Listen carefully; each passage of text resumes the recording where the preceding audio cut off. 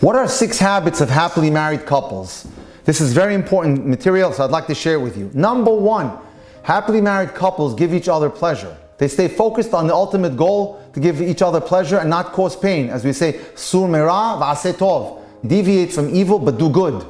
It sounds simple, but can sometimes be very hard in practice. For just one day, try to maintain a consciousness with everything you do by asking yourself, is what I'm about to do or say going to give my husband pleasure or pain? Is what I'm about to do or say going to give my wife pleasure or pain? So that's important. Habit number 2 of successful, happy couples: create mutually satisfying love and friendship rituals. These are habits that build and strengthen a relationship. For example, daily email each other with a compliment, daily phone call. Anniversaries deserve special attention. Plan to do something both of you really enjoy, rather than feeling stuck. Before you turn in for the night, try to say a compliment to your wife or to your husband. This means coming up with something new each night. It's essential to have a date night at least every other week. You have to have rituals that maintain and strengthen the bond of the marriage. Habit number 3, create a place you can discuss issues openly and honestly.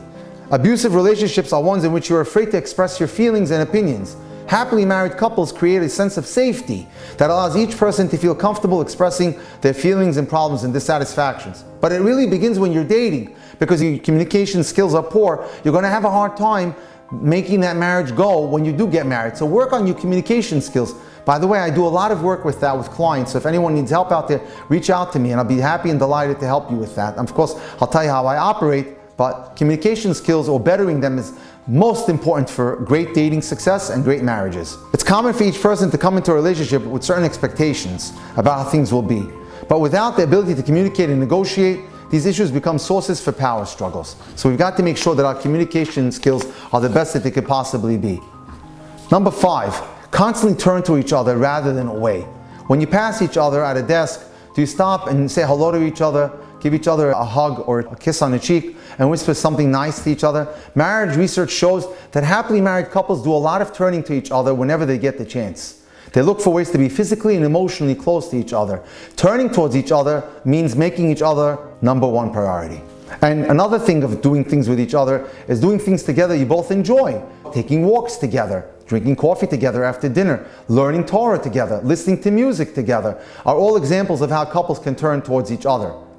And habit number 6, infuse your lives with meaning.